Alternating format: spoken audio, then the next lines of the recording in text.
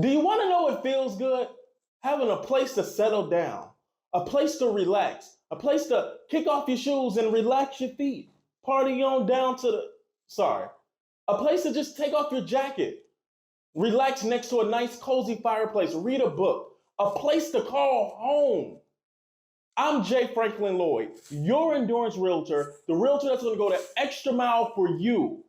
Chicago has a surface area over 234 square miles and a population over 2.7 million. Chicago is ranked number 3 in America's largest city, but oftentimes is referred to as the second city due to the redevelopment caused by the Great Fire in 1871.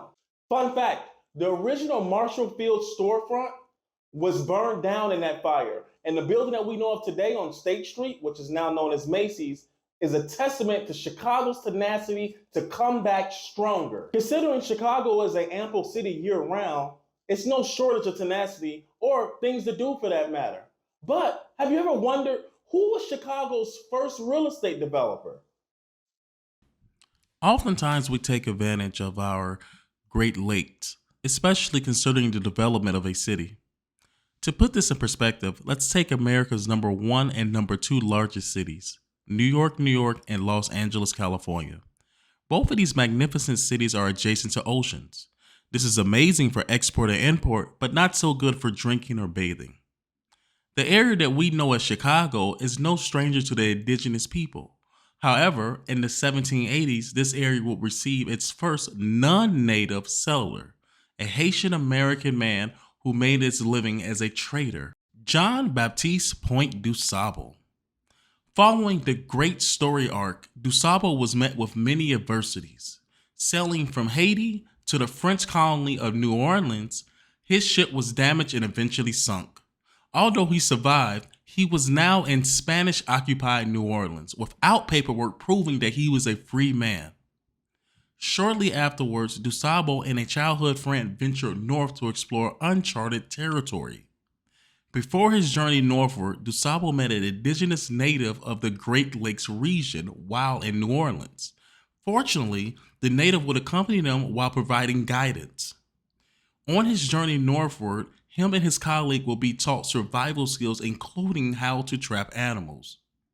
As they journey northward, Du Sable and his colleague will be introduced to other indigenous tribes that would eventually take them in. Du Sable would eventually learn to speak the language of the Potawatomi tribe and marry a woman named Kihihahwa, but he would call her Catherine. Continuing his journey northward, he arrived at what we now know as the mouth of the Chicago River. This is where he would establish his settlement with his wife and 2 children. According to records, his elaborate settlement was located on the north bank of the Chicago River. We now know this area as Michigan Avenue and the Apple Store. Although now settled in, Du Sable did not take it easy. His settlement was known as a trading post for weary travelers. His trading post included a farm, living quarters for employees, a smokehouse, a mill, an orchard, and a supply station. Are you curious why he chose the name Chicago? He practically took the name directly from the natives of the area. The Illinois and Miami tribes refer to this area as a Chicagua, which translates to stinky onion or skunk. This was because of the large amounts of onions and leeks that grew around the lake, which gave it I imagine, pretty foul smell. Exciting stuff, right? Chicago's first real estate developer. You know, I'm more fascinated with in just over 100 years, in 1893, Chicago was host to the Columbian Exhibition, also known as the World's Fair. Think about that.